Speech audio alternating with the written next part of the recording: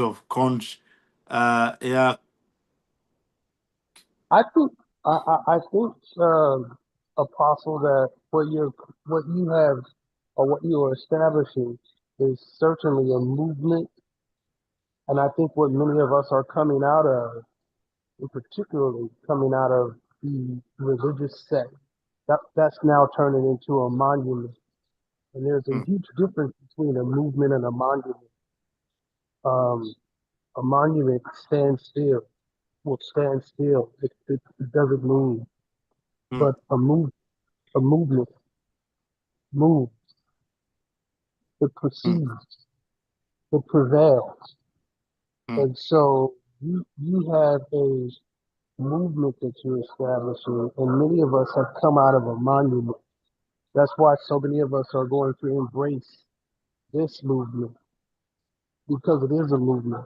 And we got tired of the fossilized, antiquated, outdated, archaic monuments that we've come from. It was fossilized. It was stoic. So I just want to say to you, man, keep that fire burning, because this is going to be a great movie. mm. Those are great words. Thank you, servant of God. I've been meditating, praying about the carpenters, and thinking about so many aspects of it, how we're going to evolve. Everyone that will be listening to this live broadcast, and the things that they are going to get for their own lives. Because the objective of it is when people come and listen, there should be value added to their lives. I'm very conscious of that. Today I was looking at a scripture, that's John 13 and verse 35. It said, "By this shall all men know that ye are my disciples, if ye have love one to another." Yeah, That is inclusion. It didn't say the love should be to people who think like us, to people who relate to us like our culture, or to people that look like us. He just said, love one another. Then in the Gospel of Luke, he said, the young man wanted to impress Jesus while he was telling about a parable. He said, "Who is my neighbor?" Who is my neighbor? Then that powerful story, that powerful illustration, that's one of the most beautiful aspects of Luke's corpus, because it's very comprehensive in nature. And then there was the narrative of a young man going through the highway and was robbed and almost left half killed. And one of the ordaintees of Prophet Moses walked past by. He walked by and he didn't say anything. And a priest and a Levite, they walked by, and didn't say anything, which they were right according to the policy of the of temple priests. right, But another guy just came who has never known him, never seen him before. He saw a human, or let me say a human being. I don't know if that makes, if now he saw a human, you know, he saw he saw humanity in the young man that was lying helpless. And then he didn't take the young man up and begin to look for his credit cards, or look for or look for his family relatives. He took the responsibility upon himself. He didn't say, okay, what do you believe? What faith are you affiliated with? And there was no question. He just knew that this was humanity in need of love and compassion. right, correct. So I'm kind of thinking that we that have come out of this orthodox way of reasoning, we shouldn't be victim. We shouldn't do the very things that we came out of from.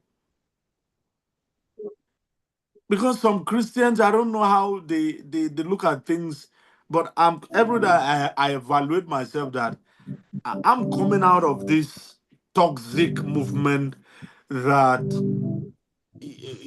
governed by relics and laws and what have you. May I not repeat the very thing I am speaking against? So the Good Samaritan saw a human in need and he decided to Correct. extend a helping hand to the humans. I wish Christians today will just, or those of us who are Christ conscious, begin to take these things very seriously and say, look, we must recognize our humanity in everyone. That could have been anyone else. I And so think anytime I I, listen to Dr. Reg, I always hear you say something. I The think Apostle, I wanted to say one. I want to say one thing about that text. The crux of that text is okay. the fact. Crux of that text is the fact that he was a Samaritan, and Jews and Samaritans typically Jews had no dealings with Samaritans. So the fact that he looked beyond what was what was considered norm or what was Hmm. considered the custom, what was considered the norm and what was considered the custom, because you know they didn't deal with one another. But he didn't see that. What he saw was what you said. He saw a human being that was in need. And that's what we Hmm. have to. We have to. Hmm. We have to look beyond Yeah. what would be considered norms, and we have to go back to your first text that you talked about, love, Hmm. because love becomes the power of the community. Yeah. Love When becomes that the power of the community. and when that love becomes visible, others will see it and respond to it, and that's what happened in that text. You tied those two texts in beautifully, and so there was a bridge from one to the other. Love is what made the Samaritan decide to saddle the human being up, pick the human Hmm. being up, take the human being in, because it was about love.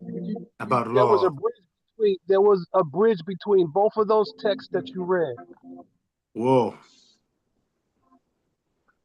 Hmm. Well, this is somebody said, "Who is your God now, Apostle Willie?" I said, "Well, my God now is called love."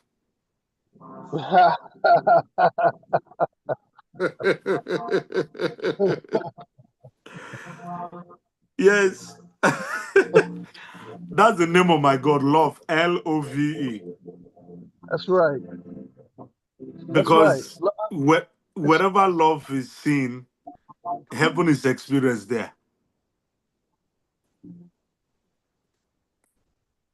Love is so powerful. It's so strong. Love uh, covers it covers anything that any blemish. Love will cover it. Mm, Anything that we consider against the norm. Love will cover it.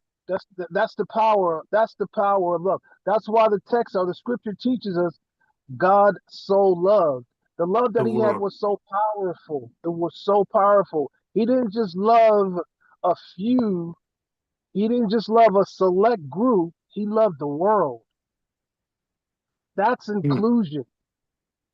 that's it. Inclusion. There's a powerful text in John 3:16. Pastor Mosing and Pastor Henry, Dr. Rogers is saying some very powerful things. I hope people are highlighting it on the comments, please. For the passerbys, people that their own is to scroll. There are people that are anointed to scroll. so, so, so we are hoping that when they scroll, they could catch up with something very powerful and unique. I've been telling a lot of Christians that I meet, and I tell them, I said, what did John 3:16 actually say? Did you really read that stuff very well? I'm just interested with the first phrase. For God so loved Mm, the world. yes. So it means the writer of that Johannine corpus was thinking world. He wasn't even thinking Christianity. So For true. God so loved the world. The world. That was not the statement of a racist. That was not the statement of a tribal bigot, if I can use that word. For God so loved the world. You know, then we now came and changed it Wow. Wow. and limit that same love to only people who think like us, who, who agree to the things we agree on, who who adapt to our culture. So we lost the objective of preaching the good news. We began to preach tribe, we began to preach culture, we began to preach a tribal deity, and gradually we began to isolate the church from the world. But the church is in the world. Wow. Wow. So at times I hear preachers preach, I said, do you know that you're actually preaching on a soil belonging as part of the world? So we must outgrow the concept of you cannot love the world. No, that's contradicting. Is a friendship with the world is an enmity with God. What did he actually intend for that passage to mean? So I'm going back to John 3:16. For God so loved the Powerful. world, not the Christians, not the all manner of religious sect. And if we can begin to, I'm trusting God that I believe God that through this meeting, a lot of people will have the exposure and the understanding to expand their consciousness on how they see the world and our humanity. And the Samaritan guy gave us that good picture because there's something Dr. Reggie have said that I read a document concerning the issue between the Jews and the Samaritan those days. They were not even. We saw one picture painted by Jesus in John chapter 4 when he told the ladies, he said, "Can you give me some water?" And the lady said, "Jews and Samaritans have nothing in common." That's right. That's right. But but a guy came and was able to overlook that cultural stain on humanity. Within splits of second, he wasn't seeing a Jew. He was seeing a person, a person. Him being a Samaritan refused to look at the indices to make him dictate whether this guy was a Jew or not. But he saw a human being, humanity, humanity. And he said, I gotta do something about it. There was no reaction to look for his relatives. There was no reaction to look for where he was coming from or look for his ID cards. He simply knew that this guy needed help. And That's it right. took him into a place where help could be given. And not just that, he gave money. And from what I'm looking at, he didn't just give money for the instant trip. Maybe he must have given money for like 5 months or 2 weeks. He said, charge it to my account. You know, And, we are and in a world I'll where, be back. Whatever you run out, I'll be back. Charge it to my account. you know, Dr. Reg, we are in a world where people love you and they want something in return back. But the Samaritan guy didn't think like that. No, he did not. And he didn't care to even get the address of the guy that was beaten. And He I'm what? sure He that was he didn't. I'm sure that he didn't even bring out his smartphone to take a picture of the guy.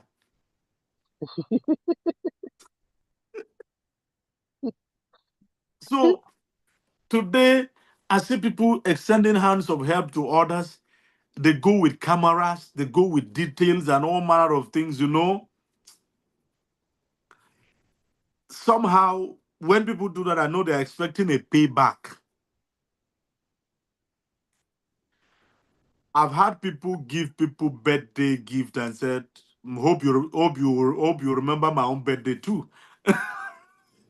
Listen, remember me when you come into your kingdom. Just I'm giving this to you now, but remember me when you enter into your kingdom.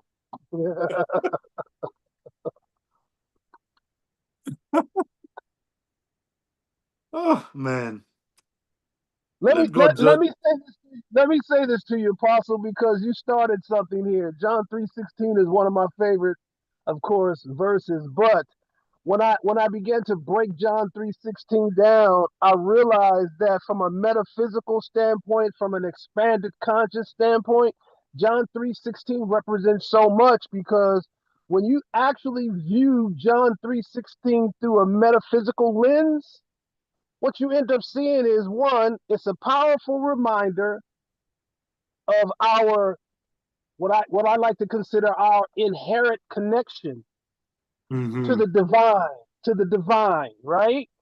Yeah. But then but then it also breaks down for us the power of belief and the potential for spiritual growth and transformation. But so when you begin to really understand this metaphysical implication of John 3:16, what it Hmm. does, it encourages you to look within Yeah.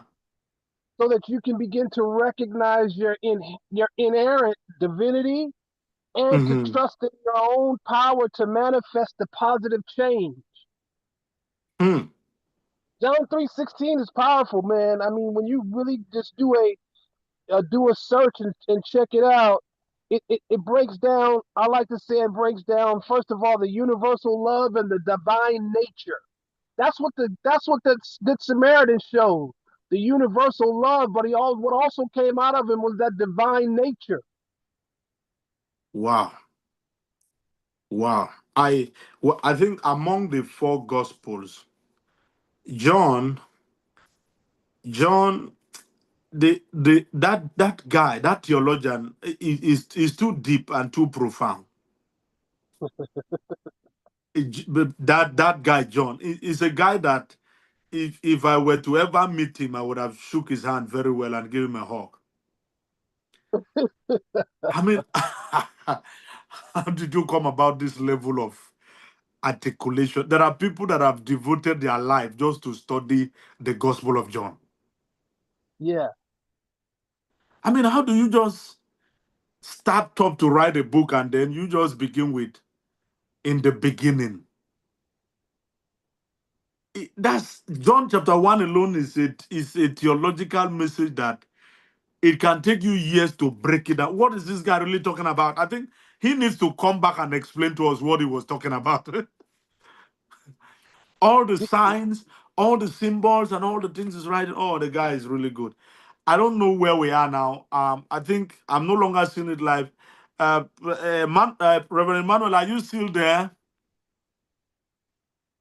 Yes, so I discovered it's streaming to Facebook, but it's streaming to my own personal page.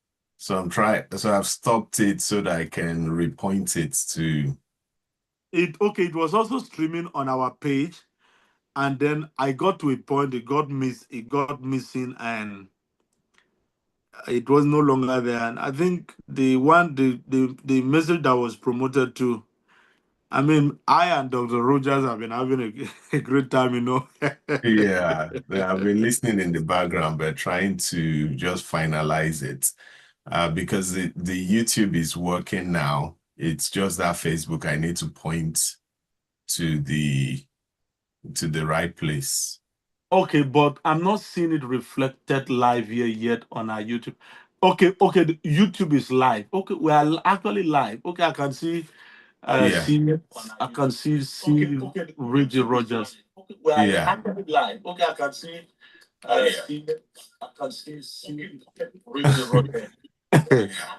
yeah. So YouTube has been live since for a while now.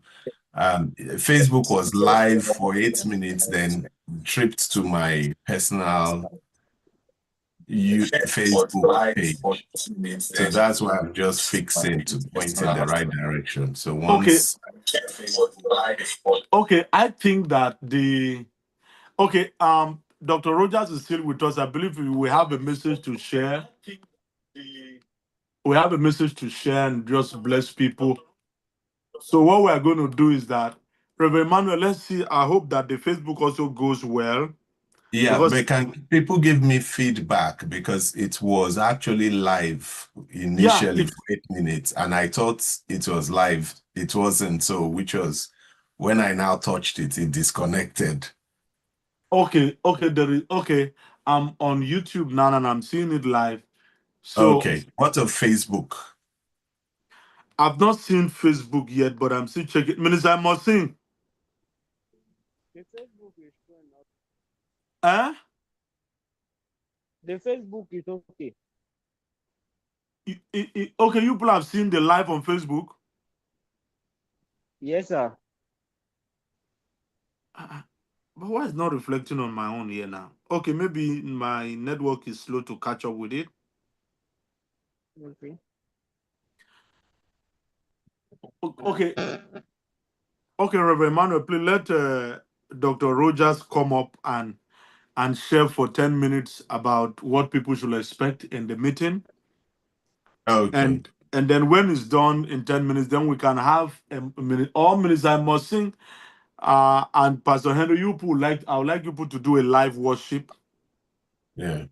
so that Okay, we can but see sorry, how. just to confirm, so is it streaming on Facebook as well?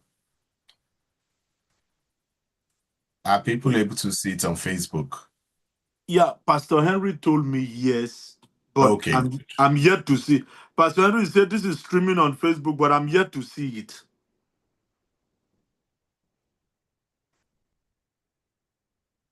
No, I'm seeing it on Adebowl.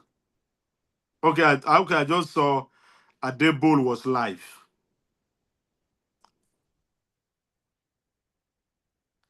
I've not seen it yet on our mission page because it will be good for it to be on your page too live.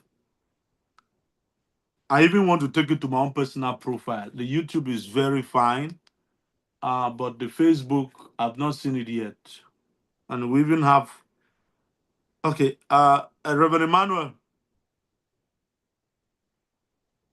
yeah, okay. So I'll just be working in the background. Yeah. I've not seen it on Pastor Henry. Minister Mosin.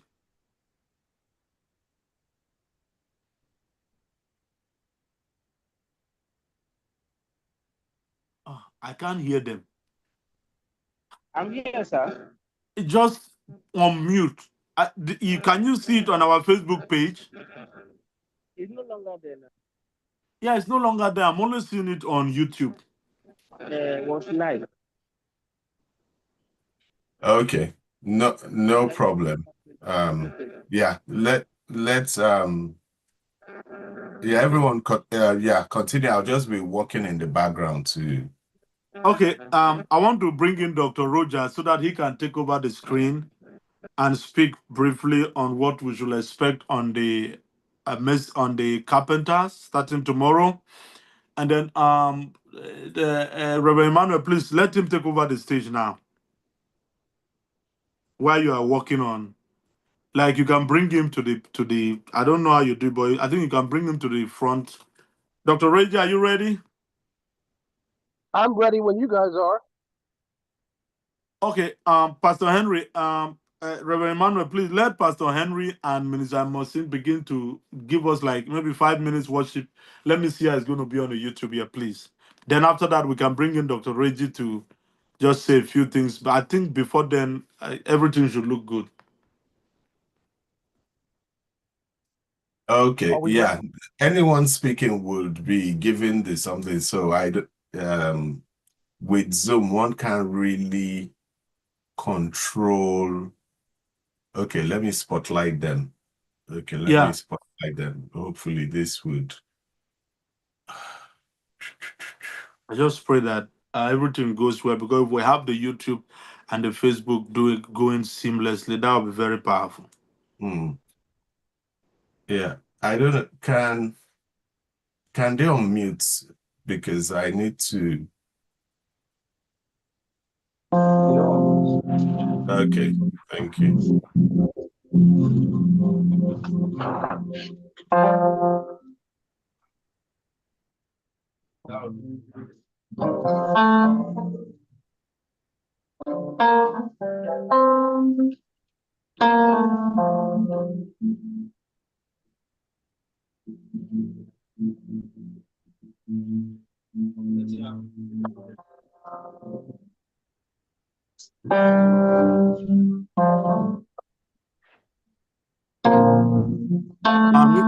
You guys have 5 minutes.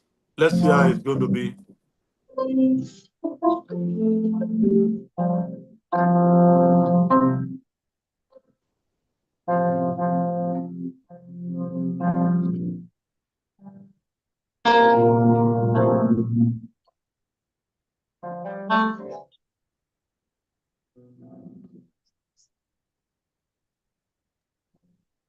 Let the King be lifted up.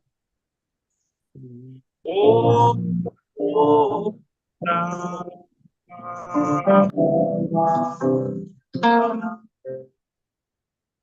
Let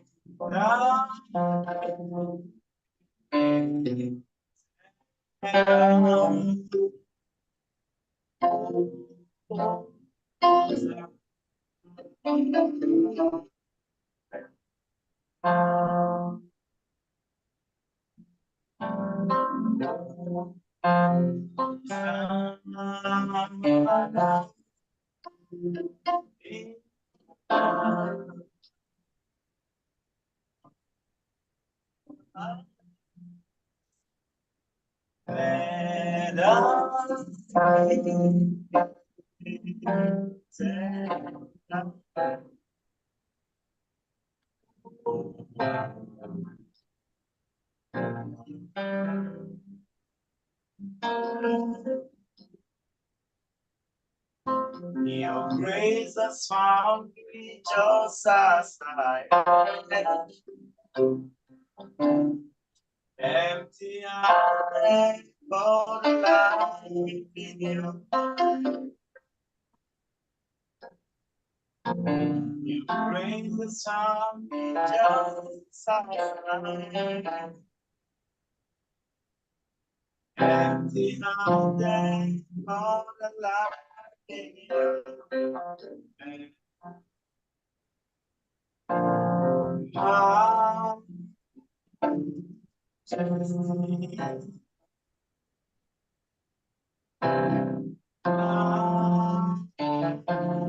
Jesus.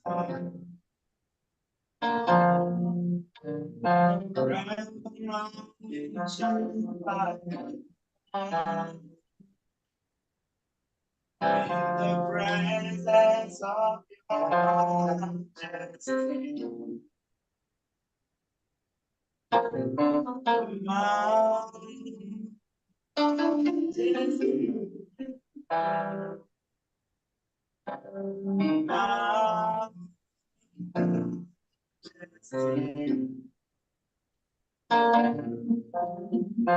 grace just and we are dead.